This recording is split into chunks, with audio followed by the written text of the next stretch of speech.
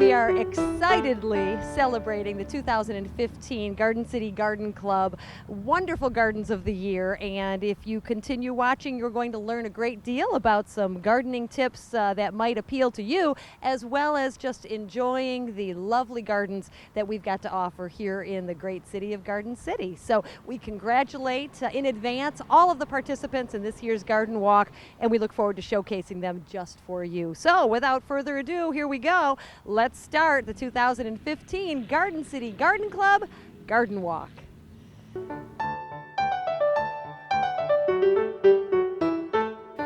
We're on James Street at the beautiful home of Roseanne and Paul Autrich, and we are hearing the babbling fountain brook in the background, and we are looking at some lovely, lovely color as we celebrate the Garden Walk this year. Roseanne, congratulations on being in the Garden Walk for 2015, and I think in just a minute we're going to see why you were one of the people that's focused on during this Garden Walk. Beautiful garden. Congratulations. Thank you. I'm honored, honestly. We know that many gardens have sort of a feel or a look or some special focal point. Do you have a sort of a philosophy about your style of gardening, or is it one of those, I like what I see and I get it and add it to my home? That's pretty much what I do. This is an informal garden. I am a master gardener, but I just do it as a hobby. So I just pick out a color scheme and go with it. Every year it's a different color scheme. Very nice. How many years have you been gardening, and how many years at this location? I've been gardening probably since I was about 10 years old with my father, Comer. I live 4 doors down the street, and I've been in this location about 9 years. Very good.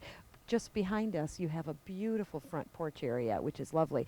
And I noticed that you've just kind of starting out, you've got some pops of color with the floral, but then you've got the bushes as well. And are these going to get some color at some point, I think? No, they just stay green. They're going to stay green. Okay. No berries or anything on those? No, these are boxwoods. Of course. Circle boxwoods. I like that. Very exciting. As we move on, we're going to see a variety of styles. So will you tell us what we're looking at as we go? Sure. Okay, let's walk in this direction then. And love the curvature of your lines here. And again, you've got everything incorporated into a smaller area, at least in the front yard. And I know there's a whole lot more in the back that we'll talk about. But where do you want to begin? Well, I can tell you that these bushes here, this one and this is Weigela, and it blooms in June, and it has a pretty pink flower on it. This bush here is called an echinacea, and butterflies like it. In fact, they've been eating it. You'll see there's holes in the leaves. And then we have just some sweet potato vines, which are the green leafy things, petunias and super bells, and some gerbera daisies and stelladora daisies. That's about it. The white leafy pieces. That's beautiful. called Dusty Miller. Of course. Mm-hmm. Very pretty. That's going to expand as it's kind of going to get a little bigger as it goes? It might. Okay. With the rain we've been having, goodness. Okay. Uh-huh. When we talk about the mixture of annuals and perennials, do you have a ratio that you like to do, or do you just, again, mix it up as you go? I just mix it up. We had to do a lot of transplanting this year. We had a tree die on us, so we filled in with a lot of annuals, and so it looks a little sparse in some places. Okay. What's your thought about incorporating the boxes, the window boxes? I know some people say they won't do window boxes because it attracts ants, and they don't want the ants near the windows, but I just think they look so beautiful. I've always wanted to do that. So have you had that issue, or what's your thing? We haven't had any ants, and we like the color, so we just do it. Yeah, it's pretty. Different tiers, different levels of color in the home. That's very beautiful. Moving forward, let's walk a little bit closer here to the spouting porpoise, or the spouting dolphin. Who put that in? Was there some help from hubby Paul a little bit? My husband does all of the heavy stuff. Okay. Mm-hmm. He does all the digging for whatever needs to be planted. Very good. It's handy to have around, huh? Yes. Very good. So have you had the fountain for a long time? This fountain is new. We had another fountain that was there. We replaced it. It was a turtle, and it wasn't working properly, so Paul got a dolphin. Okay. It's beautiful. It just sounds so peaceful and pretty. When we incorporate some of the flower beds, I know that sometimes people have different preferences of what they want to cover with. I notice that yours are natural, so we call that organic, right?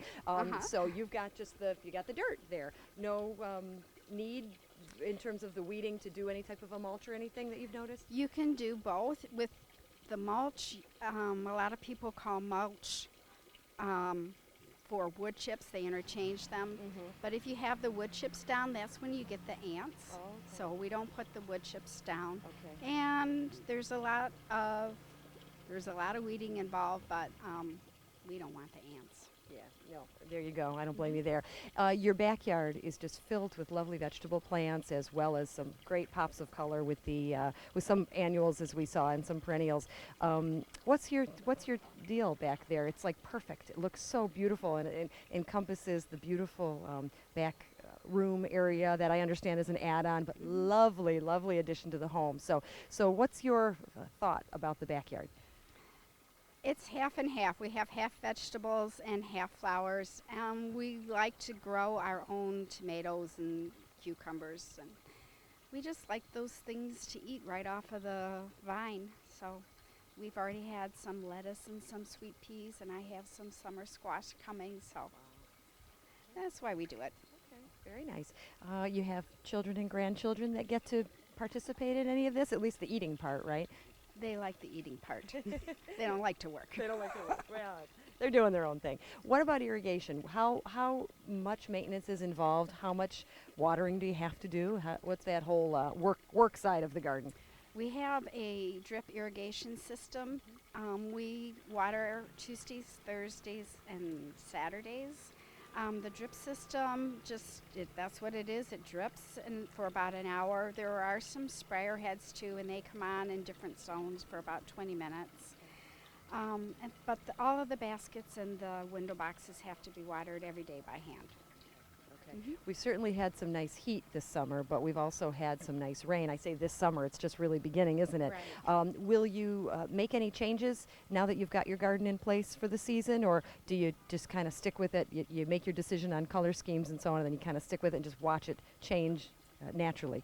I'll probably add some mums in the fall because the petunias are going to get tired. They get leggy at the end of this season, so I just take them out and put mums in. Good. And how about long-term goals? Is there something that you've had your eye on? Maybe you saw it at another home in the garden walk, or you've been researching or something. As a master gardener, I'm sure you know the ins and outs of all this, but is there like a dream plant or a dream look that you might like to achieve one day? I want a pond. I want a pond in the backyard. I don't think I'm going to get it though. Well, now, Paul, are you listening? That wasn't a question. That was an I want a pond, right? So I'm going to girl power. I'm going to support you on that one, Roseanne. Very good. And I do think you're going to get it because he seems like a sweetheart. So one of these days. But we're very excited that you let us take a look at your beautiful home and your lovely garden. Congratulations again on the honor of being in the 2015 walk, and we wish you continued success. Enjoy the garden this summer. Thank you. Please come by again and see it when it's in full bloom. Will do. Thanks. Beautiful garden, to say the least, and love the colored scheme this year. We've got the yellows and the purples and everything in between, but it looks lovely. More great things to come as we celebrate the Garden Walk in 2015 here in Garden City.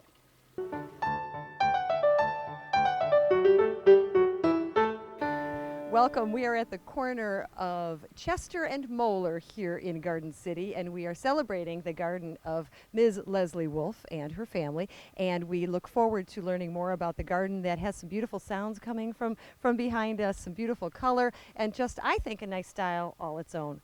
Congratulations first on being in the Garden Walk. Thank you. Thank you. It's my first year in the walk, and it was very exciting. Terrific. You have a little bit of everything, and we're going to see that and experience it. But what the vibe that I get off of what I've seen in such a short moment here is just sort of a serenity and an opportunity to kind of just sit and relax and enjoy nature. Right. That's a part of it? Oh, yes. We spend a lot of time out here by the pond in the evenings. Very good. So, when you say we, is this really a family affair, or is it all on you and you're just being nice? no. Well, I do most of the work, but we all enjoy it. Okay. My daughter lives here with her children. She has twins that are 2. Oh. It's a very busy house. Yes. And my husband, who is not quite home from work yet. Okay. So. Very good. So somebody's got to take up the slack, right? So, and it seems like when you find a garden that has a lot of love and attention to detail, it's because the gardener, the person sort of in charge of it, is getting something out of it, as well as the opportunity to showcase it, but also some sort of an internal satisfaction. Is that accurate? Oh yes, it's very accurate. I love coming out here and sitting. I love coming out here and sitting by the pond. We'll come out here and watch TV and just generally have a good time. We have friends over. We have a lot of good times and good food and good music. I'm a musician also, so we get drumming going on over here, and it's very interesting. Very good. So the corner of Chester and Moeller, I'm making a mental note of that, so I can come back one of those nights. But let's look at your garden. Let's see what you've got. So we're going to walk this way, and I know that we're starting with sort of a raised garden bed here, a raised flower bed, and we're starting with some greenery. What have you got here? These are just hostas. They're different kinds of hostas. Some of them are 3 or 4 years old, which are the larger ones, and some I just planted this year, and they're the small ones. So I love hostas. Are they going to have something sort of shooting out from them at some point, or are they just going to stay green? They basically stay green, but they do flower once a year for a couple of weeks out of the year, and they have some really pretty flowers. But that's just about it. I just love the fullness of the leaves. Great. Let's walk towards this gem. We had another garden walker talking about how their dream or their goal was to have a pond one day, and well, you've got it. So we're going to show it off here because this is absolutely lovely. So why don't you come on a little closer, Leslie, and tell us a little bit about how this beautiful piece of nature got started and how it ended up in your backyard. I always wanted a pond, and I never had one. So my 2 sons and I came out here one day and decided we were going to dig a hole. So we dug a hole. What it is it's actually 11 feet by 7 feet. It is 1,500 gallons.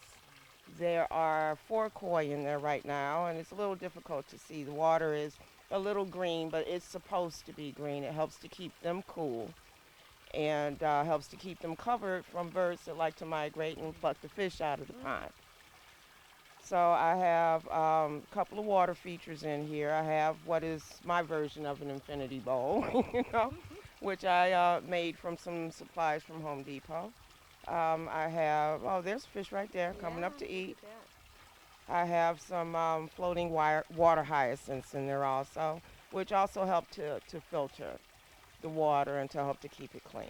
Now, will they bloom as well? Are they going to flower, the water hyacinths? They don't flower. Okay. I'll just have 2 million of them by the end of the summer. That's all. I'm usually trying to give them away by August. Okay. And we have some daylilies in the back. I'm not sure what these are. These were given to me as a couple of plants, and they just keep pushing their way on. But they're very pretty. It's just surrounded by just some various rocks that were here when we moved. So we kind of repurposed what was here in terms of the pond. Very nice. I noticed you have almost like a little village display above the canister, the pot pouring out. What's the story behind those? I wanted to do a fairy village. So this is my first year doing it. It'll be better next year, but this was my first attempt at a fairy village. I think it's beautiful. What a neat idea. And something that you can, again, add your own personality, your own style to something that might be a little more traditional, getting a little bit of a sort of a whimsical view. And I'm sure representing your personality with your drumming and all the things that you like to do. Yeah. Very creative. Wow. I see you've got some lights that are going to light up at night. This looks lovely. Right. I have one solar light. I'll probably add another one. And what it does is it illuminates the urn and the infinity bowl at night. So this way I like using solar power because it's green. Yeah. I try and do as much green things as I can. So we have a little patch of strawberries over here, and it has some sage growing out of it. This was all a herb garden last year, and I decided to move the herbs to the back of the lot, but apparently I didn't get all of them. Sometimes they have a mind of their own. They're going to do what they want, right? I noticed you put a little pop of color with some of the annuals in the back there, just to kind of bring some different color schemes in. Yeah, those are just impatiens and more impatiens. I'm not exactly sure, but they were pretty, and I got them at Barson's because Oh. I buy everything at Barson's. So, Very nice. and the pond is 3 feet deep, so the fish actually stay in there in the I wintertime. was going to ask you that. Mhm. Yeah. Wow. It's deep enough; it's below the frost line, so it does not freeze all. It's not supposed to freeze all the way through. And I have a pond heater that I put in there and an aerator. Do you cover the pond at all? No. You don't. No, you don't need to. The pond heater will keep a hole in the ice because the fish still need oxygen. They don't actually hibernate. They just basically go down to the bottom and graze on the algae that's accumulated over the summertime. So believe it or not, in the springtime, they're actually much bigger and they grow more during the winter than they do during the summer. So it's very interesting. They are definitely spoiled. I adopted them from a friend who had too many fish in his pond. So they're new to me. They are hand fed. They will eat out of your hand. And they seem to be happy. Well, they sure look happy, I'll tell you that. And it's lunchtime, so, Yes. what's not to be happy about it? Yes. That's fantastic. Leslie, you certainly know an awful lot about what you're doing, and particularly the pond life. It's very impressive. How has that research, how have you worked on that kind of thing? Have you Well- talked to people, read books, the internet, what? YouTube, a lot. Okay, good. YouTube, the internet. I'm in a couple of pond forums. There's a Michigan pond forum that I'm in where you can ask questions and just pretty much talking to other owners of ponds, trying to get some ideas. I knew what I wanted, and it's getting there. Every year we add something or we change something. The Infinity Bowl is a this year thing. Hostas over here are a this year thing. Then the Fairy Garden is this year. Next year, it'll be something even better. So I look forward to seeing you next year too. Oh, very good. No, that's the way it is. It's an evolution and a growth Oh, process. yes, every year. Great. You have this lovely, colorful cherry tree. Yes. Does that cause some trouble for your pond at all, or no? No. Okay. No, the seeds drop down. I have a wet dry bag, so I go in there and I'll clean them out. But yeah, it's a producing edible cherry tree, and I actually brew mead, and I use the cherries to make mead. Oh, interesting. So So we do you're- a lot of interesting things here. Yeah, this is the place to be. Goodness gracious, in Garden City, I like it. I see you've got the gazebo area, so Right. you can just sort of sit and relax and Yeah. enjoy it. I love the fire pit here. Can we walk around maybe and let's have a little seat at the fire pit so we can wrap up our conversation. Why don't you have a seat next to me? We did the patio last year. We put this in. I brought my son up from Texas, and we dug this out with shovels. And then we put the whole design in. There is 4 handmade mosaic designs that I made myself that I put in. And the fire pit just kind of evolved. And we just have a lot of fun out here. I love the patio. Yeah, I'll bet. And I knew when I saw the mosaics that you had to have done them Yeah. yourself, just the beautiful designs that you've got working here. And when we talk about gardens, people often think, oh, it's just the plants, it's just the vegetables, it's just the, the perennials, whatever. But absolutely not. It's what you surround those plants and things yes. with too that makes it so special and Oh, so yes. personal. And you've certainly done that. So good for you. Thank you. Oh, absolutely. I'm glad you liked it. I hope everybody enjoyed it. Beautiful. Nice, different variety to represent your personality, and I'm glad your family gets to enjoy it as well. Maybe they can help you out a little more, but yeah, maybe it's better that they They don't, do. right? Good, yeah. They Very plant good. plants and cut the grass, so I Okay. can't complain. Good answer, yeah, So- very good. Well, thank you again for letting us Thank you take a for peek. coming. Congratulations. Thank you, and I look forward to seeing you guys again next year. Thank you so much. Thank you. Appreciate it. Well, you. this is a beautiful, beautiful aspect of Chester Street that we might not have had the pleasure of seeing had we not been able to enjoy it through the Garden Walk here in 2015. So again, thank you, Garden Club, and thank you, Leslie Wolf. Good stuff ahead. Stay with us.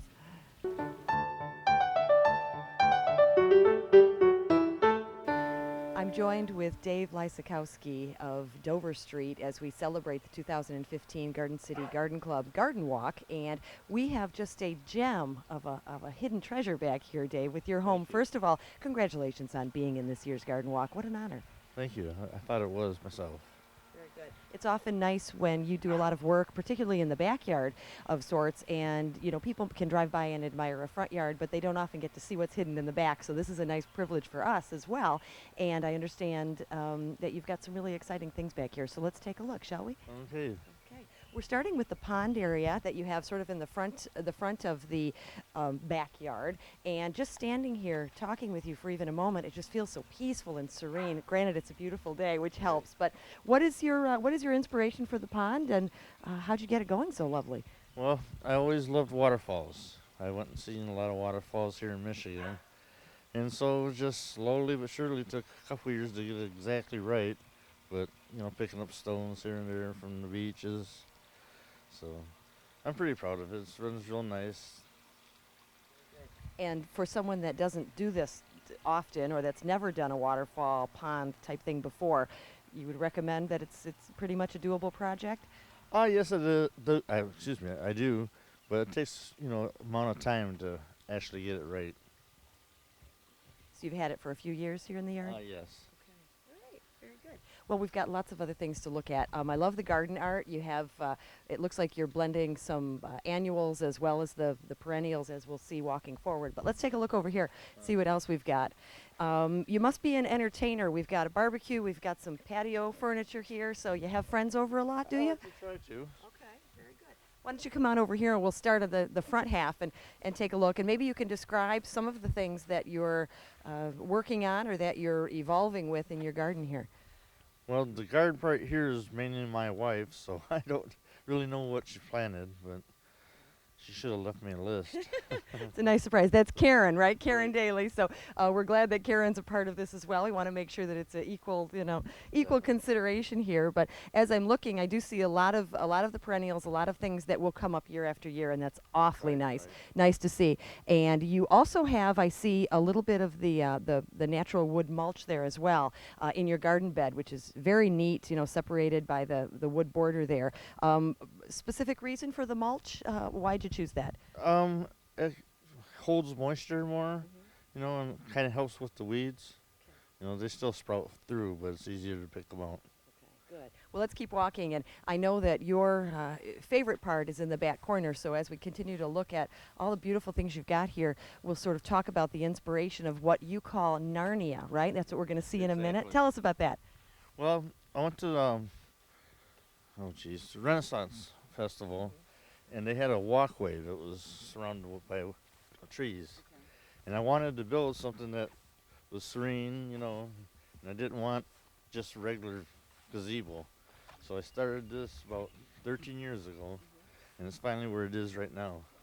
And it changes every year. Okay. Well, let's stop here for a second so we can kind of admire it from the outside of Narnia. You start with the sort of gateway to the hidden institution there. Yeah, very nice. And I see we've got the lion sort of protecting it in the front. Very nice. The trees look just perfect the way you've got them aligned. How'd you do that? Well, I trained them to grow in with pieces of string, and did that for a few years, and they started growing in. And outside, I try to keep it trimmed, but it's a rainy year, they grow fast. And did you start these from little guys, or? They call it whips. It's just looks like a whip standing up. And started them from there, so like I said, it took me about 13 years to get it just right. Okay. Can we go in? Sure. Can we go Yeah. inside? Sure. We're welcome indoors. Do we have to say like magic words or something before we can go? Maybe you better not tell us, right? Because then everybody would know. But let's come on in here. Oh, it's just beautiful. It really is a little private sanctuary. And I see you've got all the little critters and things, and all the beads and things on the trees. Very lovely. Any particular favorite spot here? And what do we have you kind of come around here and you can see everything that way? The only favorite spot is sitting on the bench. Well, let's do it, shall we? That way you get full view of everything. Feels like you're not in the city. That's what I was trying to get. Feels like you're just out in the country or something like that.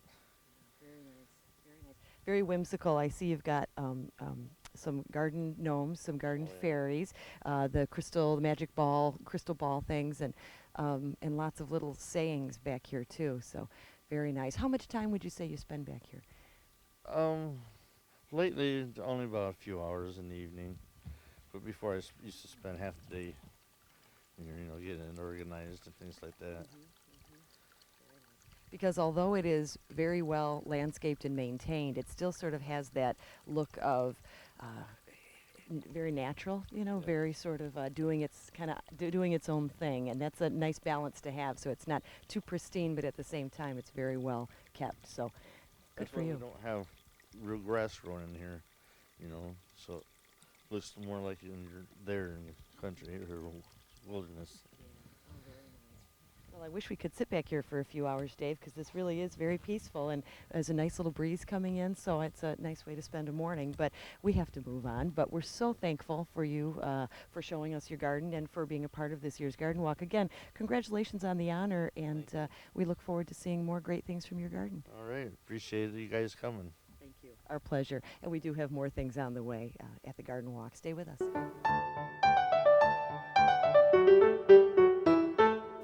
We are at the Memorial 1-2 campus here in Garden City celebrating the 2015 Garden Walk, and we have a lovely school and an even lovelier participant of the Garden Walk this year, and we're very excited to be joined with Deborah Gabrion, who is the Spanish teacher extraordinaire and also the coordinator of this lovely garden. First of all, congratulations on being in the Garden Walk. I'm sure this is not an easy undertaking, especially with the little ones, but what a rewarding experience. Tell us a little bit about the philosophy of this garden. Well, we've been working on this garden for quite a few years now, and it's finally gotten to a point where we are able to really incorporate it into our curriculum here. We did activities in the fall where the kids actually had caterpillars in their classrooms that they raised. They experienced the metamorphosis hands-on, and then we raised a variety. We have host plants here for about a dozen different butterflies, but our main focus, as you can see, we're a monarch way station, and so everybody raised a monarch, and we tagged those for Monarch Watch when we released them, and experienced a lot of hands-on activities with the caterpillars. In the spring, we wrote a book about the butterfly garden. We're a first and second grade building, so we write, and this is our the book that we wrote about our butterfly garden. It's called A Guide to Our Butterfly Garden, and the kids, each classroom, researched one of the plants that's in our garden and wrote about how it helps butterflies, and they illustrated it, and that's where we got all of our signs from for the garden. So all of those signs represent illustrations done by our students here. I noticed the signs right away when I walked Yeah. in, and it seems like we've got a lot of gardeners doing the signage this time around, whether it's because they want others that are coming in to be able to see it, to see exactly what they're looking at, and also to remind themselves maybe of exactly what they're looking at. And I think that's so wonderful, but what a neat touch on that. What a lovely way to incorporate the talents and skills of these little ones. How do they feel about all this? Because you talk about it's an educational experience, it certainly looks lovely, but they're sometimes learning and enjoyment don't always go hand in hand, but I can't imagine it not being an exciting experience for these kids. Oh, they've learned a lot, and they really enjoyed it. It's hands-on. It's really fun to watch. I remember one day, now switching from the kids to the adults in the building, we had some caterpillars in the showcase at the entrance to the building, and I came out one day, and our principal and our gym teacher were sitting in crisscross applesauce in front of the showcase watching the caterpillar make its chrysalis. And so, yeah, I mean, everybody had a lot of fun with it. All ages. That's wonderful. Well, why don't we take a walk, Deborah, just this way, just a little bit. And I'd like to have you point out some of the things that we're looking at. So we'll kind of scoot back just a little bit. And I absolutely love the garden stone as well. That is beautiful. By Heidi Witt. I've got to give Heidi credit for that. She's one of our staff members here and does a lot of crafts. And so she made the stone for us. Most of what we have in through here is our nectar plants for the butterflies. If you have a butterfly garden, you need to have both nectar and host plants. The host plants are the plants that the butterflies lay their eggs on, and then the eggs hatch on the correct plant, and then the caterpillar is able to eat that. But we also need nectar plants for the butterflies, because butterflies don't eat leaves, they drink nectar. So these are the tick-seed coreopsis and the purple coneflower, and all of these plants in here are essentially nectar plants, the zinnias. But we do have some host plants in here as well. We've got the wild lupine for the Carner blue butterfly, we've got the New England aster, which is a host plant for the crescent butterfly, and we've got quite a bit of common milkweed strewn about in this garden as well. I know that sometimes someone that doesn't know exactly what they're doing, they'll take someone's suggestion and plant the milkweed or plant the dill or something, and they're happy to attract anything with wings, you know. But Right. you are very specific in what you're getting, what you're looking for, and what you're actually getting. So this stuff really does work. Oh yeah, oh yeah. We, in fact, in the fall, we found quite a few monarch caterpillars on our milkweed and took those right into the building and incorporated them into the classroom experience. This spring, I'm finding a lot of black swallowtails on my dill and fennel and rue plants. And in fact, earlier this year, as you can see, our Pearly Everlasting has been decimated because we've had so many caterpillars eating it. So yeah, the garden is working. We're definitely attracting butterflies, and they're laying eggs, and the whole metamorphosis is going on right here. This is something that, you know, even though school's out for the kids, there still requires some maintenance here. Yes. Is that typically where you come in, Deborah? And also, where did you get the skill set and the knowledge to be able to do this? Was this a passion of yours and you decided to be a part of it, or you kind of one of those other duties as assigned kind of things? Well, I've been gardening for quite a few years, but I have to say over the last couple of years, I've learned a lot from Brenda at Brenda's Butterfly House at Barson's Nursery. She's taught me quite a bit. I volunteer there every Thursday, and every time I go in, even having done it all summer last year and starting back this year, I learn something every time I go there. So got to give Brenda credit for that. Very good. And then during the off season, do you maintain or do you get any support? Well, I've got a schedule, and parents and families adopt the garden for a week. So in fact, my first family is coming today to get their bucket of tools and get set to take care of the garden. So I maintain it mostly during the school year, and then just coordinate families taking care of it during the summer. Wonderful. So it really is a year-round learning activity. It is, yes. For the little ones. I can think of science-based learning. I can think of things related to, again, maybe the history of some of these the plants as well as the butterflies and so on. I can also think about literature and philosophy of the garden and of the butterfly and so on. So, boy, there just must be so many learning opportunities, again, for the kids, as well as art with the Oh, you know, yeah, reference of the absolutely, beautiful yes. book, the illustration, and the writing itself. So there really is, you know, there's a lot of learning involved in the garden process. And how great to Yeah. start the kids so young. Is this a Yes. good age for them, do you find? Are they ready and soaking in this knowledge at this Oh, absolutely. first and second grade? Absolutely. Yeah, they're very curious about anything. And if they can get their hands involved, they're all in. Wonderful. Yeah. Oh, it's so exciting. Well, we are very pleased that you've been a part of this year's Garden Walk. Congratulations Oh, thank you on so the much. honor. It's Thank you so wonderful. much. And we look forward to continued growth and movement of the garden. I'm guessing this is something that is going to be a part of the curriculum for many years to come. At least we hope so, because it seems like a win-win all the way around. I think so.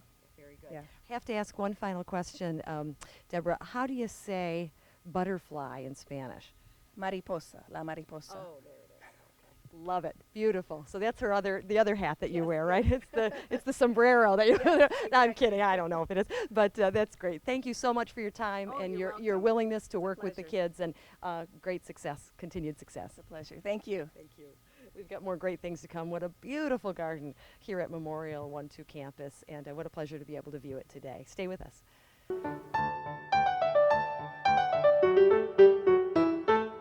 We're here with Pat McCarge on West Rose Avenue in beautiful Garden City, and we are enjoying so many lovely gardens with the 2015 Garden City Garden Club Garden Walk. I said garden about 16 times, but very apt, very appropriate for this particular one as well.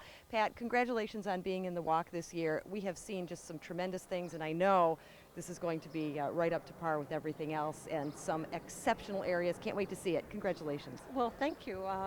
I enjoy gardening. It was a little bit of a challenge getting everything kind of peaking at the same day, or not necessarily the flowers peaking, but the weeds down. But it was The weeds fun. not peaking, right? Absolutely, Yeah, those weeds. darn weeds. Well, I'll tell you, we've seen a lot of varieties of philosophies and approaches. You are using just about every ounce of space in this lovely yard of yours to do some things. You've got variety like crazy. Particular style or theory on gardening? Well, I moved here about 20 years ago and just started slowly, but I'm finding that I have what they call a cottage style. It's definitely not formal. I don't use a lot of hard edges. One, because I can widen my borders when I want, or if necessary, I can make them smaller. So, however, I'm capable of doing. So each year it's gone a little bigger, um, but again, I enjoy it, and it's very informal, and it's something I like to sit out here and just enjoy.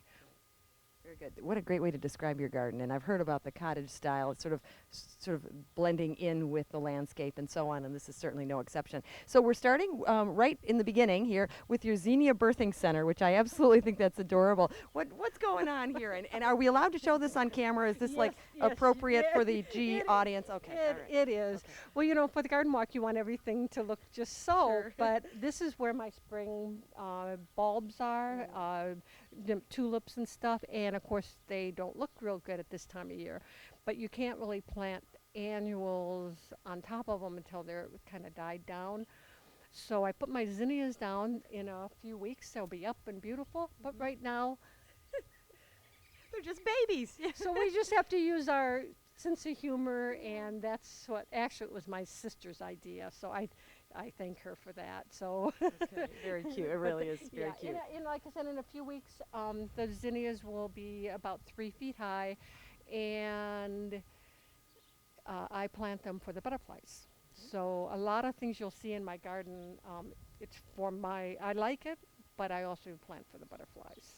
All right, that seems to be a theme this year. We've got a lot of people trying to attract the butterflies. So as we walk through, you'll point out some things maybe that are sort of appropriate or special to help do that? Okay, great. Well, let's walk a little bit, Pat, and see what we've got going on here. Would you describe a few of the items? And why don't we'll walk forward a little bit here Okay. and get on the Well, other most- side. The really colorful yellow and orange plant here is butterfly weed. It draws the butterflies, especially the monarchs.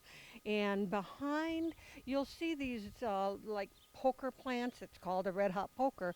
Behind that is swamp milkweed, and you have to have swamp milkweed or a milkweed to bring in monarchs. If you don't have a milkweed of some sort, they cannot, finish their cycle. But it's not bad. It's not bad looking. Obviously, the butterfly weed is a beautiful plant. And then behind there, in the back, is Joe Pye weed, and some of these, butterfly weed, Joe Pye weed, but they're not really. They're not weeds. Well, they don't look like weeds, that's for sure. No, but they are also a magnet for butterflies. And so that is, and then you know what? When they say magnet for butterflies, they're also a magnet for bees. But they don't bother me. I've not been stung out here, and I come in and weed, and they leave me alone. Good. Now Well, let's this keep walking. really ugly plant here, it's called Pearly Everlasting.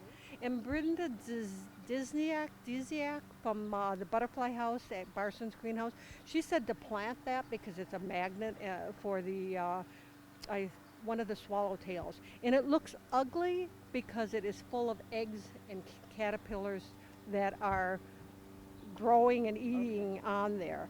And I got out there one morning just real close to see it, one of the the caterpillars, and this huge frog jumped out, almost had a heart attack. So it brings in the wildlife of all kinds. And I'm sure the frog was eating some of the bugs or some of the caterpillars. So The circle of life, I the like to circle call it. of That's life, so all I we don't- can yeah, say. I don't worry about it too much. Right.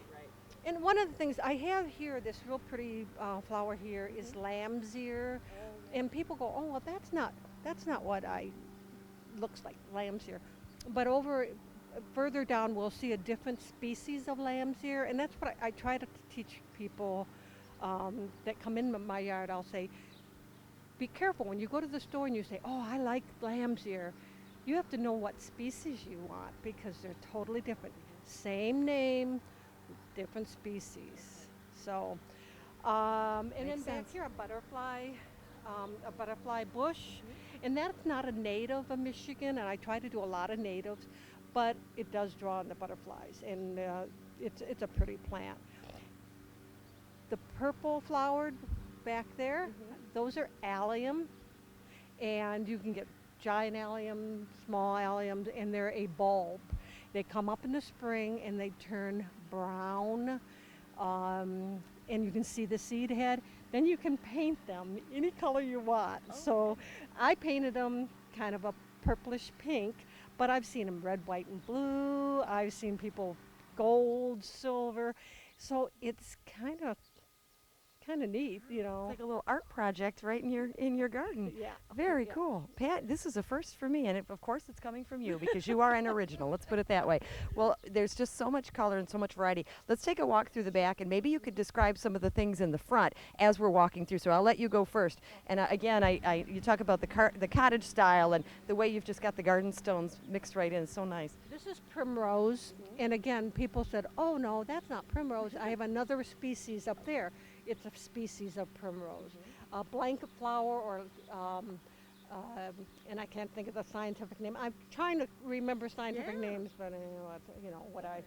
And then, of course, marigolds, which is the Garden City's flower. And years ago, Kiwanis started that. Oh, very good. So And I know that people plant the marigolds because of the scent, and it's supposed to keep the bugs away or something like that. It's supposed to, but I like them because they're colorful and they last. They last all season and they're hardy. A heavy rain isn't going to hurt them, you know.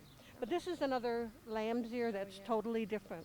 So, you know, that looks like a lamb's ear, and I'll bet it's very That's soft what too. most people think of Yeah, as lamb's ear. exactly. Yeah, Okay, neat. but again, the other ones is it's just a different species, and I actually like the other one better. So, I have a lot of purple coneflower. They're going to be blooming in the next. In fact, some are a little bit in the yard. Again, they're for my butterflies and bees, and they spread really quick. So I actually have to divide and give away or throw out because a lot of my plants, because they're native, they do spread. Right. And when you talk about native, what you're referring to is they're sort of their home is a Michigan. It's a Michigan-based flower, so less water required. They're hardier. Yes. Yes. And when I first started my gardening out here, I was working full time. I had a family, so I planted mostly Michigan natives. Plus, I'm on sand, really a lot of sand, and most of the plants I got for sand, they've done very well. If I get a plant that's supposed to have rich soil, moisture, blah blah blah, I put them up by my house so that I can be real close to watering them. So I did get something different this year, and somebody said if they would have seen it in their yard, they would have pulled it out because it looks like a weed. It's right behind you. Yep. It's called Bear's Britches. See how it looks like a picky plant? Yeah. But it will get as big as the flowers around it and has a beautiful flower to it. And I went to the Taylor Conservatory and saw it and fell in love with it. So hopefully next year it'll be bigger and we'll see how it looks. But It almost reminds me of a holly leaf for some reason, just sort of yes, the you're right. pointiness of it. yeah. Beautiful. So I try to do different things for the fun of it. Yeah. If it doesn't survive, but if it does, it's kind of cool. That is the best attitude. I'm serious. And we're seeing mostly perennials as we go, and you've got some grasses and things. Could you tell me a little bit about that?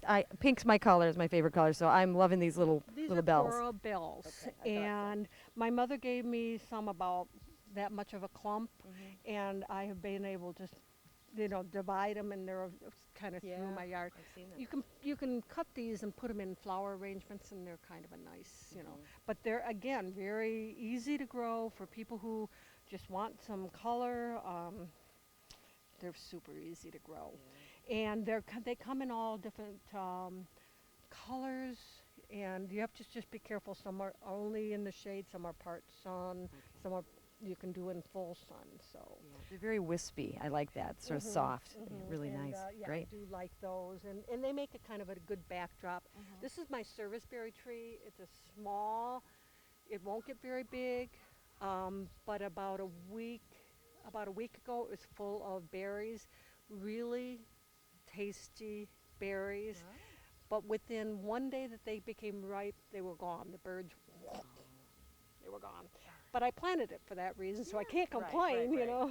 So you like nature. You like nature in your garden. I know that sounds like a sort of an oxymoron. What? Nature in my garden? It is nature. But some people, they're just a little bit particular about that kind of stuff. Oh, that's great. Now I do try to do a little bit of art, and you know, there's a balance. I don't want too much, but I would like some, and I'd like to. I try to tuck it in so people kind of have to look to see. Like I have my little turtle on my uh, tree limb thing there, yeah, driftwood. And then this is a art that was made from a helmet, army helmet, and railroad ties. So people were really, at the garden walk, they were really asking about that. It was kind of funny, so, but Very it's clever. just different, you know. Absolutely.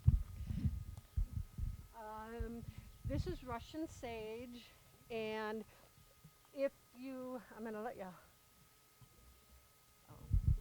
if you smell it, Yeah. Oh my goodness. yeah, it's a beautiful Ooh, smelling, that's nice. but Very it nice. it gets up really high with, you know, these wispy things, and in the breeze, it's just gorgeous. Um, I have to really work hard to keep it contained, though it will take over a yard, and especially a sandy yard, and which I have. So. Right.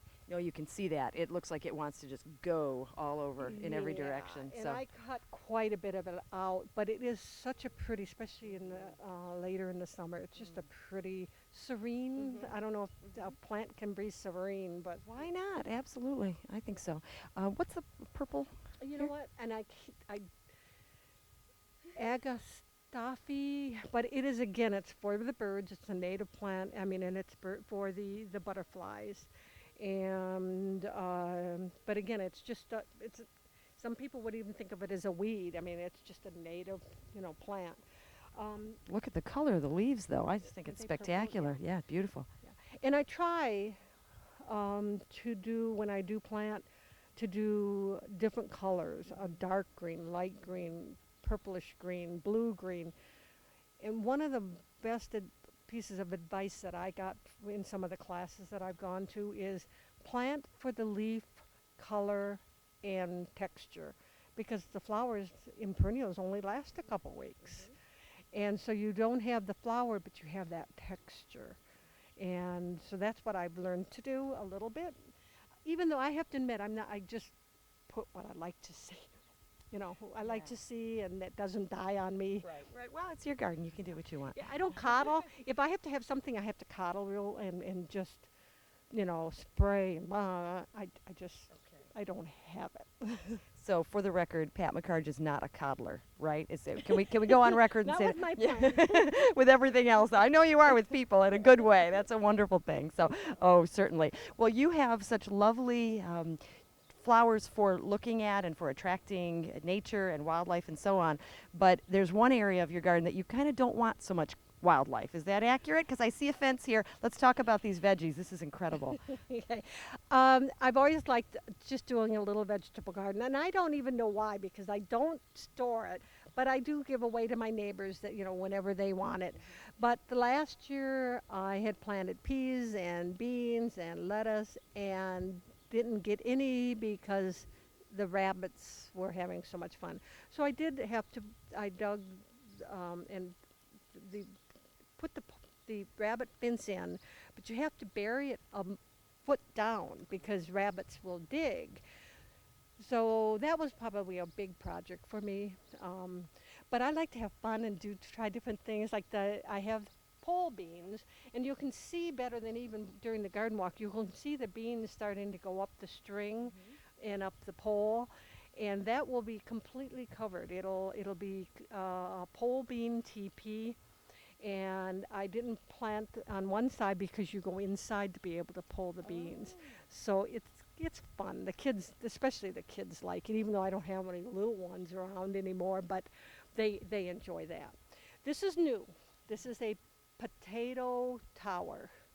And I planted it right on into the ground, the potatoes, and then put the first boards around and buried the plants up to about 2 inches. Okay. Then they grew. I put the next board down, buried it, and probably and then by early next week I'll put the next board on and bury it just about 2 inches.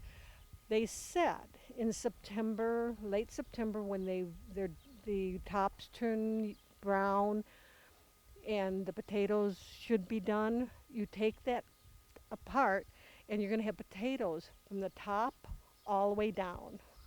And they said you can get up to, 50 pounds of potatoes in a bin like that. But we'll see. That is Yeah. that is the neatest thing I have seen so far. What a cool idea. And it's pretty Wow. easy. And I have a power drill, to drill to make it a little easier. But I thought it would be fun this year for the garden walk for people to see. So in late September, I actually like them sliced and kind of fried on the stove with onions and butter. Oh, Just for the okay. record, just because 50 pounds, we can handle that, right? I was We can do surprised. it. I did plant potatoes last year, and I got some. I was surprised they actually stored better than store bought. They lasted much longer without. I was a little bit surprised. I'm not sure why. I just was successful in that. So, but most of the stuff I just, if once my tomatoes start coming in, I just do the small ones.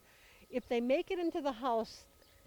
Because and I don't spray or anything, so I just pop them into my mouth, And Hey, you know what? We love those organic gardens. It really, it's sort of, if you're into the ecology and the environment, you really don't want any of that garbage on your grass. But I know different schools of thumb. I realize that. well, I if you're a professional farmers and that, they don't have a choice. With me, if somebody eats all my lettuce. Oh well, I'll go up to the store and buy some lettuce. But when you're counting it on for your living, so it's kind of yeah. I get it. It's so much more that we could talk about. We could spend the afternoon here for sure. But a couple of other things you want to point out in the vegetable garden, and then we'll wrap up, Pat. Okay. The bush over there that has the red berries, those are currants. And actually, my sister asked me to plant them because she has only a shade in her yard. She'll come over there and harvest those in the next day or so, and she makes currant jelly. So, again, it's just fun. It's fun. So, and I was, I get a lot of stuff, at Barson's greenhouse. Joe and Debbie Barson's are good friends of mine. But what was kind of funny, Debbie Barson's was here looking at the yard the other day, and she's, what are those funny looking plants over there with they look like pineapples? Yeah. And I told her, I said, knapweed from Barson's greenhouse. I probably bought them 10 years ago from them. And but yeah, and that's kind of my weird plants. I try to do weird plants. Yeah, well, absolutely. I have to ask, and we'll kind of keep walking over here by the beautiful, beautiful white and yellow and so many great colors, and we'll kind of turn back around so we can see everything here in the garden. But I have to ask you, how much time do you spend out here? Because we've seen the result of what could be hours and hours and hours of hard work, but really how much time goes into this? On a typical summer, I'm usually come out between 7 and 9 in the morning, probably 5 mornings a week.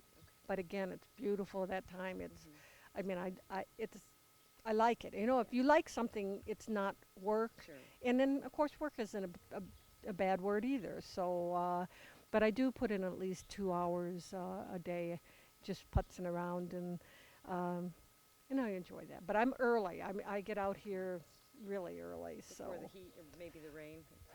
The heat, I can't handle the heat. So usually by 9 I'm done. But it's funny, I can golf when it's hot. No, anyway, but I can't garden when it's hot. Different thing. Well, the smile says it all. It's obvious that you care about what you do here, and it's obvious that we are seeing the results of it. So we want to say thank you for letting us take a peek into your beautiful backyard cottage garden today. And again, congratulations on being in the garden walk this year. Thank you very much. Pleasure. Yeah, great. We've got more things to come. What a lovely, lovely thing to enjoy here, and some good ideas too. So we appreciate that. Stay with us. More good things on the way.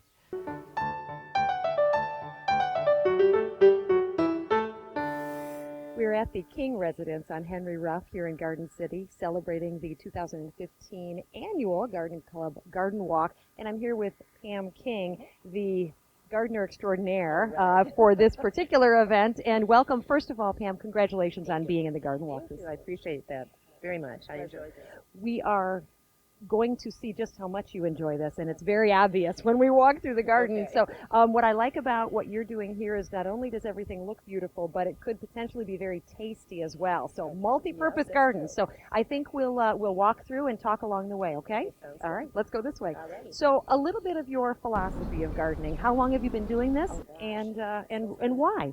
Well, for a very long time. In fact, when we moved in here, we're the original owners, and it was completely barren, and we had nothing but dirt, not good dirt either.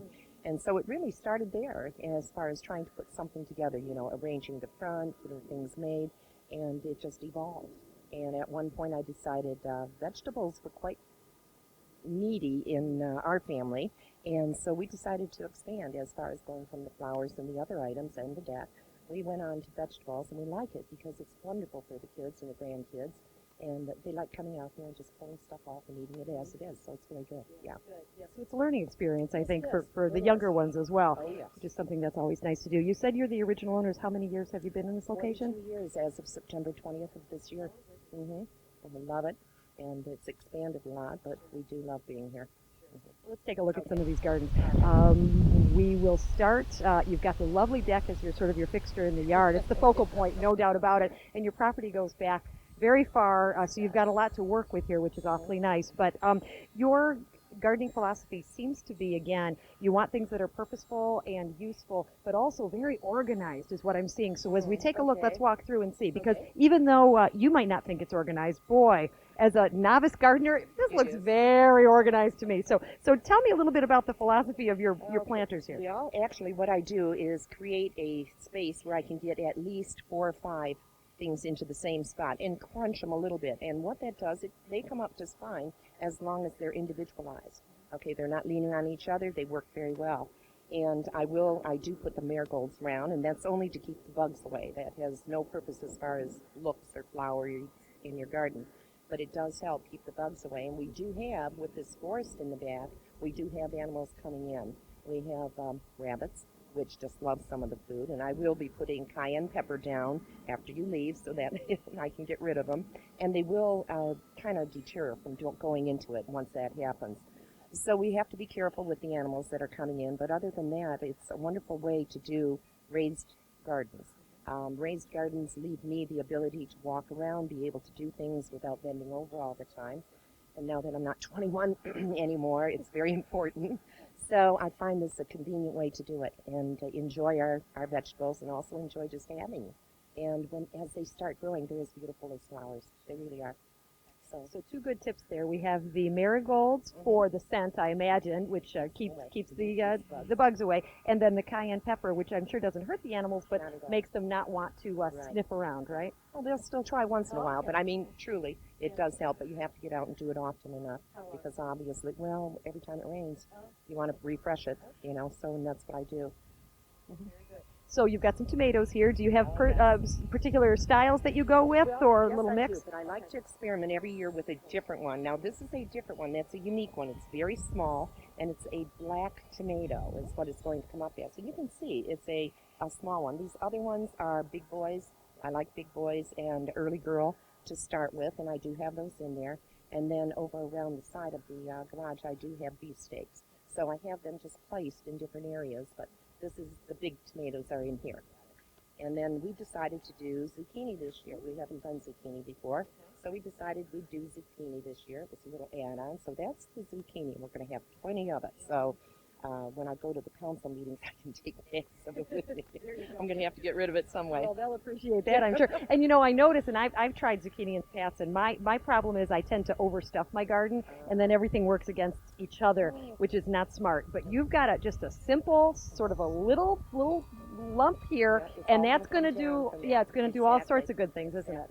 Yes, it will. It really will. It helps. It gives it the space to do it, and it doesn't matter if it falls over the edges either. I'll be fine with it. And of course, we have the stuff around it that's not going to be bothered either. Well, let's keep going. It looks like we have some active plants. Yeah. Okay. These are very active. These are 100s. And these are the little cherry tomatoes, of course. And there is a black one in here, too. But anyways, we did that. We tried another one with it. You can see there's a few already red or reddening. My granddaughter came over here, saw two red ones on it, and went right over and popped them in her mouth. But that's what it's for. If you want to come out and just pull one off, you can. She'll do the same thing on the peas or on the beans. She'll just break them off and chew them as she's walking around. She's only 5.5, but she's quiet. And she has fun doing that. She helped me on some of this, you see. Her help. Absolutely. I see that you've got, I call it a teepee, but it's sort of a growth enabler here. Yeah, so what do we have here? It gives you more space for gardening because I can have my peas come up this way or other, plants that climb. By doing that, I can put these in the middle, and eventually it will be cooling it. Okay, so this will create a cool area, and these will be just fine and grow even better with heads on. So that's why we put the this little teepee on. And then at the end of the season, you can just take it out and fold it and put it away. So it works out really well. Is that a cauliflower in there, a cabbage or something? That's cabbage. That's cabbage. Straight cabbage. See, I don't eat my vegetables as much as I should. At least I don't see them like that. Okay, and then in this next one? Oh, already. Goodness, look at that. Peas coming as little as those plants are, they're giving out very well. And then, of course, the beans. Beans are one of the easiest things. If you want to start a garden, do beans. Everybody can have beans. And, of course, you can just freeze them. And I do that. With tomatoes, I make different relishes. So everything kind of works together here at this point. So far, I haven't seen any beans, but they might be out there now.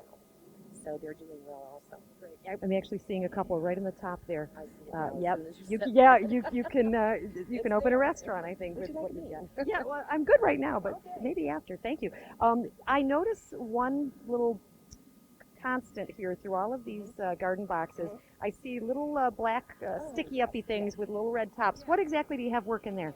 Over there is the watering system, and my husband put this in for me so I wouldn't have to come out here and put water on it every day. And it's a system that he has regulated so that this whole area and this area here, the water comes on twice a day for, let's see, for these, it's for 7 minutes twice a day. For the plants, the actual flower plants that we have up on the deck, those are 4 minutes a day, or pardon me, 4 minutes each time he does it, twice a day, and that's a different system. So everything has its own watering system, and it's wonderful. And it's on a timer, so they go on at a specific time, and it makes it real easy for me. I just come out and pick things off. It's easy. You've got quite a life working here, don't you? This summer. That's fantastic. Yeah, yes. Right.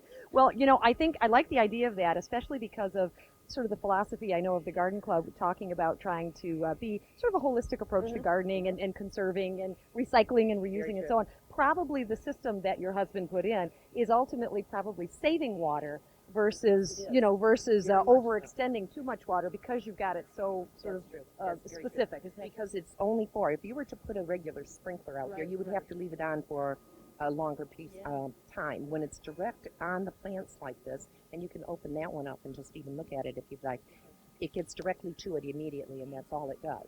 So therefore, it's confined, it's a certain amount of water, and you're done. This would not happen if we had to sprinkle. Yeah, so it is. We save as much as we can. Yeah, absolutely. Well, let's keep walking. And your home is absolutely lovely. I love the different annuals that you have, contrasting the color and so on against your beautiful deck. And I know the vegetables, that's sort of your thing, particularly this time around. But I have to ask about a couple of these little guys here. What on earth? That's a king tut. It's adorable. This is a king tut. And now I bought it because I thought it was a perennial. Well, it is a perennial, but not in our zone. So I'm going to be putting it over by the bridge we have over there, and the reason is when it's by water or near water, it'll grow 8 to 10 feet tall.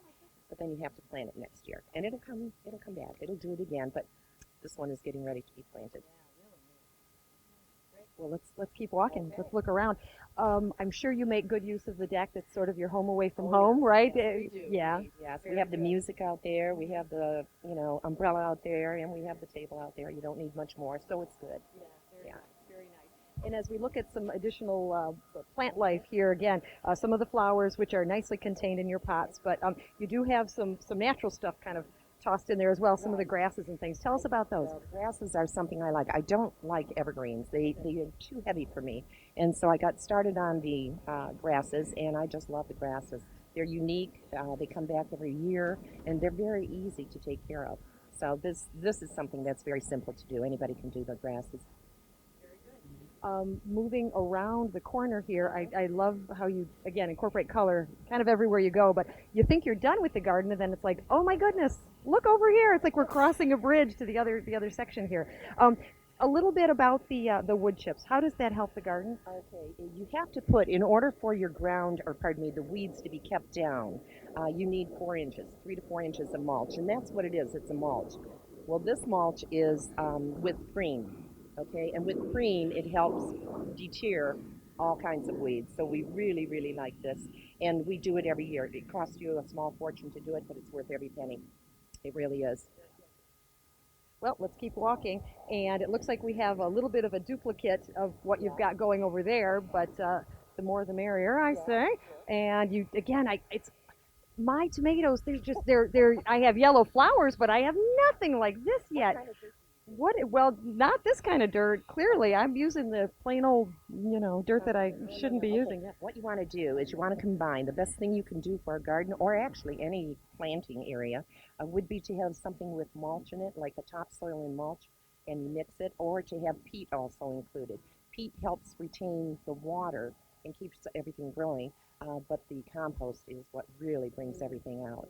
Compost is the best thing. Might not be that great for some people, but it works for us. And we do have compost, and that's our mixture for it that we use.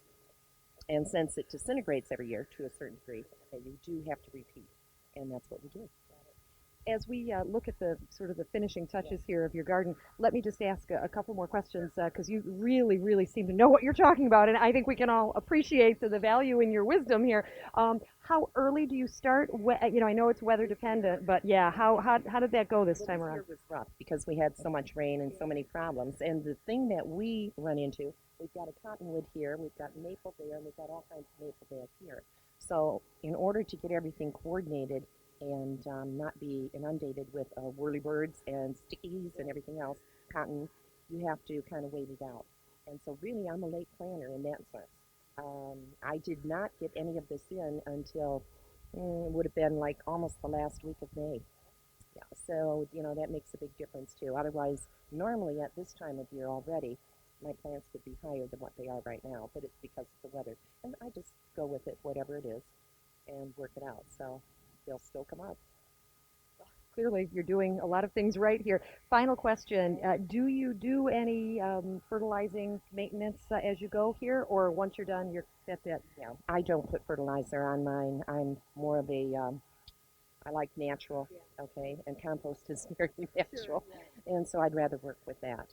That's just my preference. Can you? Yes, of course you can. They have a lot out there that you can use, that you can pick it up at the nurseries and get different things for fertilizing, but I haven't felt that I needed it yet, so I'm happy with what I have. Without any chemical type things, your granddaughter can come out, pick that tomato, and eat it, and that's the beauty of it, isn't it? Yeah. Oh. Well, this is a lovely garden and a lovely home, and we're so grateful that you took some time to share it with us. Congratulations again. Thank you. Thank you very much. So we're going to wrap up this segment here on beautiful Henry Ruff Street and the King residence. And this is the queen of the King residence. This is Pam, and she knows what she's doing. So good stuff and more to come.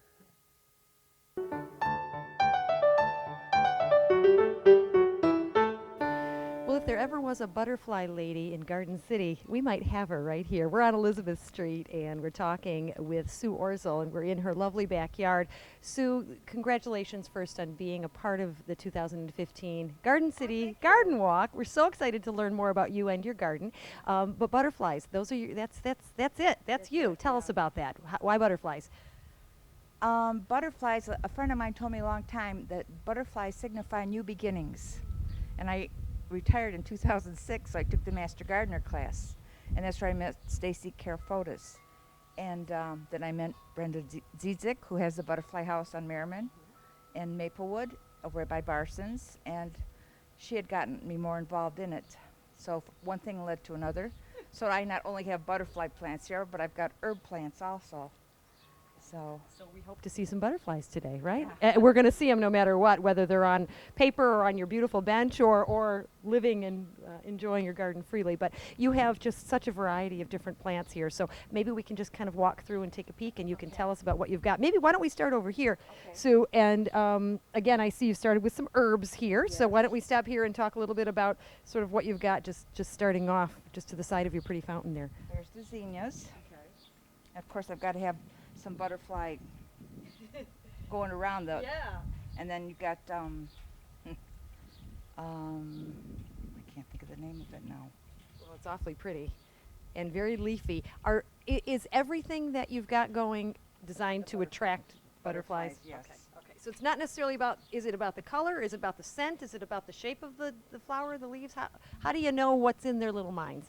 That's my question. There's a book. And that's where you learn. And then my most love was for the I'm nervous. Oh, Yeah, I am. you have a beautiful yard. Nothing to be nervous about. The monarchs. Oh, yeah. And you have to have more milkweed. Okay. And everybody has to start planting more milkweed in their backyard. And then, of course, you can get some of the butterfly bushes. Okay. And Here, here, let's keep walking. okay, you got zinnias. Then there's climbing hydrangea plants. Show us that one. That's this one here. Okay. This here? I've never seen a climbing hydrangea. I know the regular hydrangea, but honestly, I've never heard of that. It's beautiful. And it's got a real pretty scent to it. Okay. Wow, beautiful. And it's going to do the big sort of ball of flowers, as I say, with the hydrangea. Wow, neat. And will it go, is it going to go all the way? That's what I'm hoping for eventually, yeah. Nice. And then there's columbines, but you see they've already turned to seed. Okay. And then How there's about this? asters. The asters you should cut down halfway. Okay.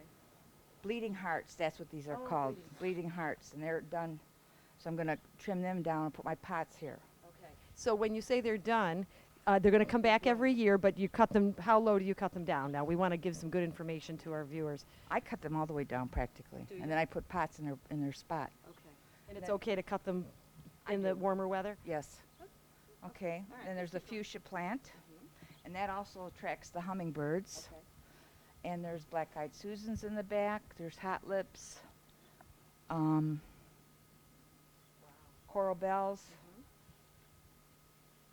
the Japanese, the Mexican sunflower. That's this one here? Yes. Okay, so let's talk a little bit about some of these that you've mentioned. The hot lips, that's an interesting name, and then That's the a new coral one bells. that's out. I got that at Barson's. Okay.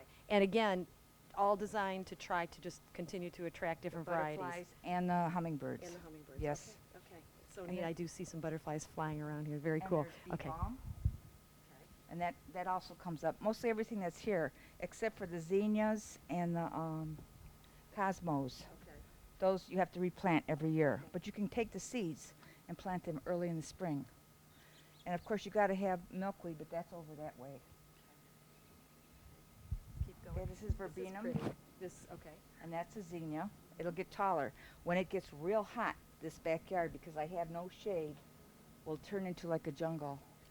I'm serious. Yeah. Because it's so hot, the plants will get real high. Okay. And that's a good thing. Yes. Yeah. Yeah. Okay. And you want to get native plants because they don't require a lot of watering. Because they're native plants. They like what they've got like here in right. Michigan. Okay. I have to mention, I do notice you have so many pretty little metal art displays, and you've got some little cartoon characters and Yes. little Disney people and so on. Do you have any particular favorite? I'm looking at the glass, that beautiful, it looks like a tree made out of stained glass or something. It's beautiful. Well, I have, when I go to these different arts and crafts, that I pick them up. Okay. Yeah, because Right. somebody else came to the backyard and says, "Where'd you get all these?" I said, "Tchotchkes," and they said, "Yes." Yeah. And sometimes you go to festivals like Farmington. I got that one over there from the Farmington Festival. Garage sales, estate sales. Yeah. I think people sometimes are afraid to put non-plant things in their gardens, but I think it adds so much personality. It's really pretty. It does. It truly does. Good. Well, let's keep going. What else you got here? I think I recognize this. That's a sunflower. plain sunflower. Yep, coneflower, yep. Okay. There's a pink one in the back there. And this is spiderwort that's closed up. That opens up in the morning. Okay. This is goldenrod in the back. That'll bloom more in August Okay. when it gets real hot out. How about the purple stuff? The Those purple are, stuff. It's terrible. Bellflowers from up north. They're double bellflowers. That's one of the first things that come out. That and the yellow ones there. And then this is dianthus. There's butterfly weed. There's a miniature butterfly bush there. Some more viburnum. Oh, there's a butterfly right there on that zinnia. See it? Oh, look at that. Can you see that Oh, butterfly? guys, see if you can get that. Isn't that beautiful? Oh, there he goes. A little camera shy. That's okay. Oh, he's back. These are the purple cone flowers here. Okay. And let's see. This is another butterfly bush, a large one. This is a pink one. Okay. See, these are going to turn into seed now, so I'm going to cut these down. What do you do when you cut them down? What do you do? Do you do something with the seeds, or you well, just don't really have to, or you can? You can use the seeds to replant them, or you can pull them out and give them to people to replant because they'll come back every year. Okay. A lot of the people that came on the walk wanted some of these seeds Aw, how nice. and some of the plants, but I said after the walk, then you can come back and Yeah. I'll give you some. Well, and that's a little bit about the sort of the concept of the garden walk itself, and you kind of talked about how you started in the garden club with Right. meeting Stacy and taking the Right. master gardener class and so on. And if people look really closely at you, Sue, I think they might recognize you from a particular little calendar month too, my dear. So my point is, what an active and wonderful group of people, huh? They are. They truly are. They're wonderful. Very caring too.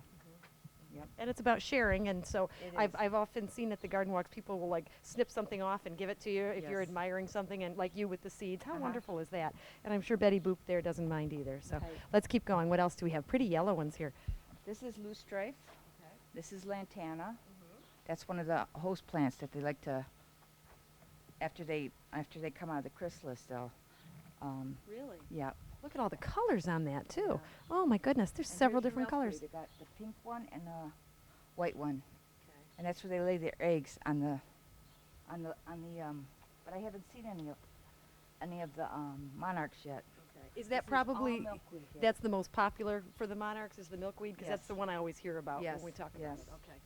Beautiful. Yep. And then I've got a small rock garden here, Okay. and there's what's that called?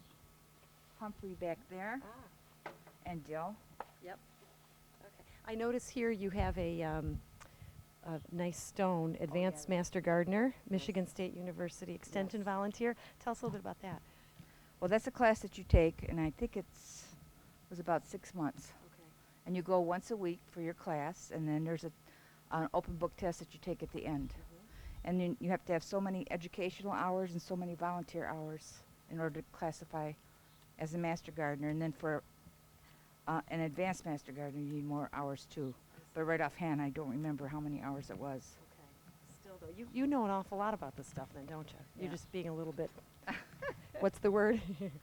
You're being too sweet about it, not trying to show off everything you know, but I'm guessing it's a lot. Based on what you've compiled here for this garden, it looks like you've been doing it for years and years and years, and it's not been that long. I which had is a lot of interesting. bushes and shrubs, and I had them all pulled out and Okay. replaced them with the beautiful plants. Yeah. If somebody was just getting started and they wanted to try to attract some butterflies, but they don't have necessarily the same amount of room or the opportunity to go to the extent that you have, would you have one or two recommendations for somebody? First one is milkweed, Okay. a butterfly bush, and the butterfly weed. And Top then, three. right. Okay. Mm-hmm. All right. Excellent. Yeah. Well, thank you for letting us take a peek in your backyard here. Well, This is thank you very spectacular. much. Congratulations again. Thank It was you. great to meet you. Same here. Thank you. All right. We've got more beautiful things to come in our garden walk today. Stay tuned.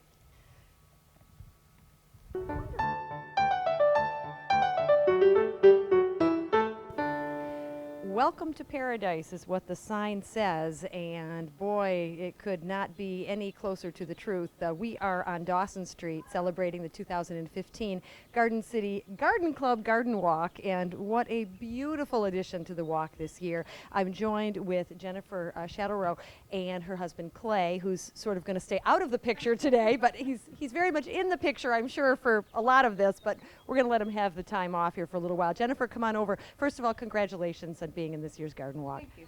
Thank you very much. You have just a lovely yard. You're making room or use of every little aspect of this yard, which is tremendous. We often in Garden City think, well, we don't have huge yards, so we can't do creative, great, wonderful things. Well, No, you can do it, and there's proof right here in our yard. So let's take a look. As we walk through, we're going to see a variety of different approaches and styles to your garden. And I know that oftentimes people have sort of a philosophy or a feel for what they want to do. How long has this been in the making, and what is your philosophy on gardening? Well, this has been going on for 24 years, and I say buy what you like. I myself use color of different greens, pops of everything. I make sure everything's a perennial, so there's less work. And I like different textures of leaves, and you'll see that when you go throughout the garden. So let's take a walk and look at this beautiful garden here on Dawson Street. And we are looking at the starting point here. You've got lots of garden stones and you've got metal art and so on. So this really is a very nicely manicured or landscaped garden. And you're laughing because it's probably not always looking that way, but it just looks lovely. Actually, yeah, it does. We try. We're constantly picking up, pulling weeds. Okay. My husband and I are both kind of a fanatic that way. Unfortunately, good thing, bad thing, I don't know, but. Yeah. Good thing today, a little OCD in the garden, never hurt anybody. Why don't you walk along with us? Anything you'd like to point out along the way? Again, we see, as you said, mostly perennials, and we see the greenery, different textures like you talked about, as well as some of the lovely flowers and some pretty color here. And also point out your favorites as we go through, okay? Okay. Okay, great. Lovely.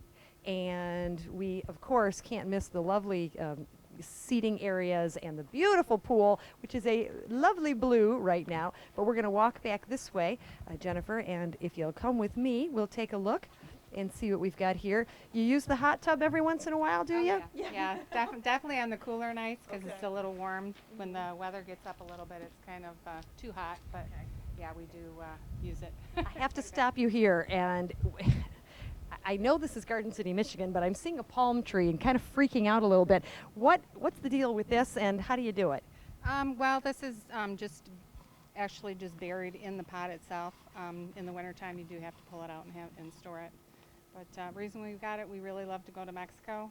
Unfortunately, we don't get a whole lot of vacation time, so this is our Mexico. This is our palm tree.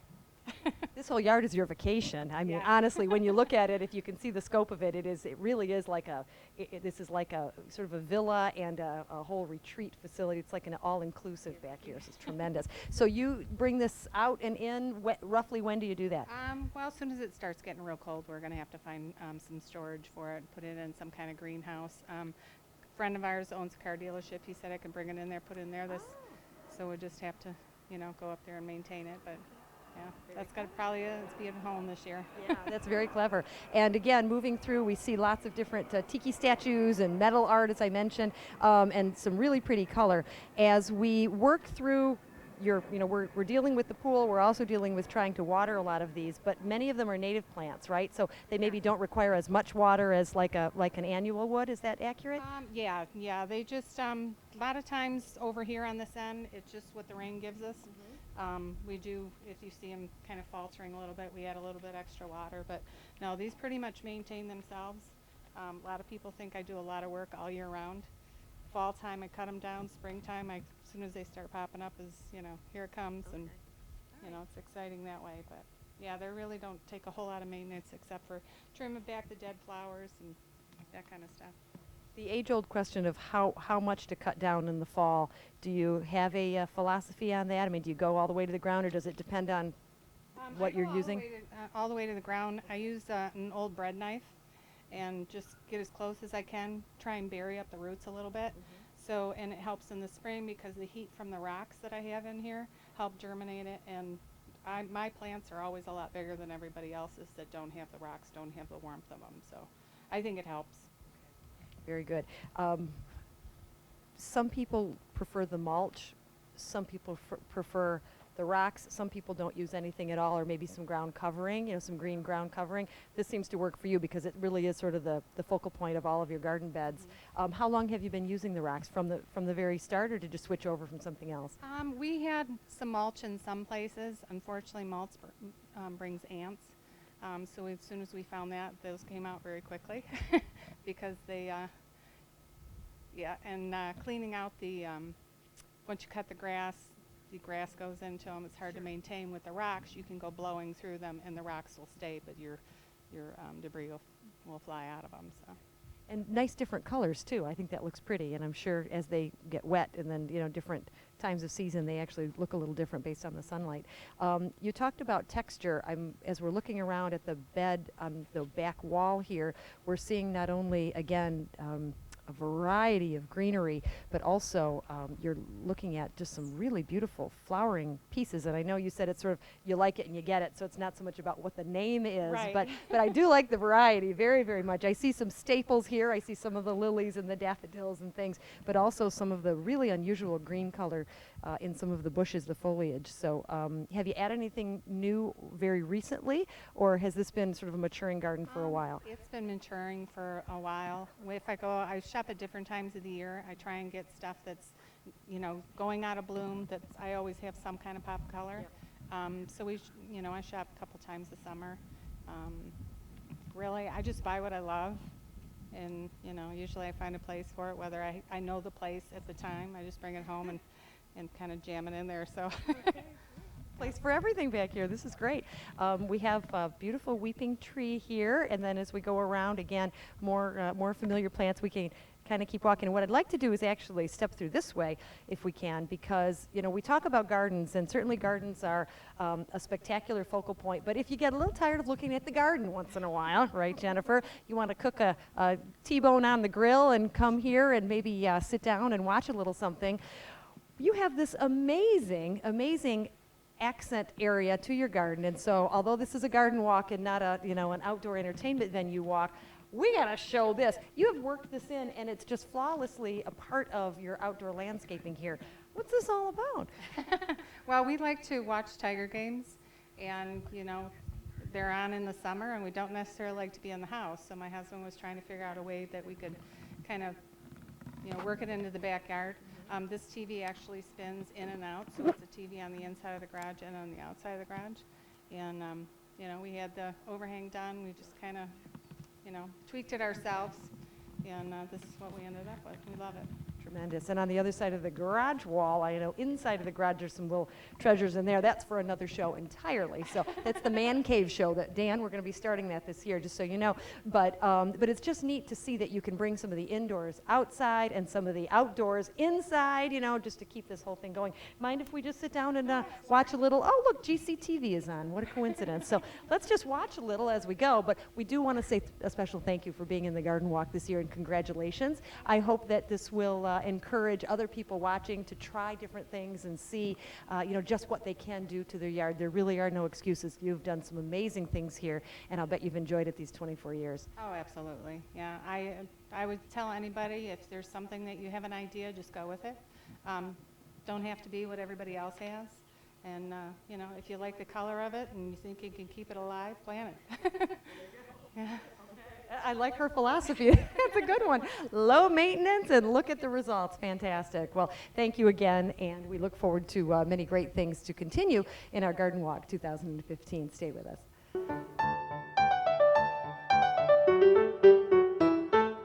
Garden City is a great place to call home, as was witnessed with this year's 2015 Garden Walk contributors. What a beautiful day, and what a beautiful series of gardens and lovely homes to enjoy. I think my favorite part is getting the opportunity to talk to the gardeners, to the homeowners, and learn a little bit about why they make the decisions that they do and why they enjoy the choices that they make, and it allows us to enjoy it as well. So we thank you for being a part of the Garden Walk. If you'd like to learn more about the Garden City Garden Club in general, check out their website. It's gcgc.weebly.com. Again, gcgc.weebly.com. They hold monthly meetings, and they are open to the public, as well as lots of opportunities for fundraising events. And again, maybe next year or down the road, we'll see your garden in one of these garden walks. Hope you learned something from the participants today. I know I have.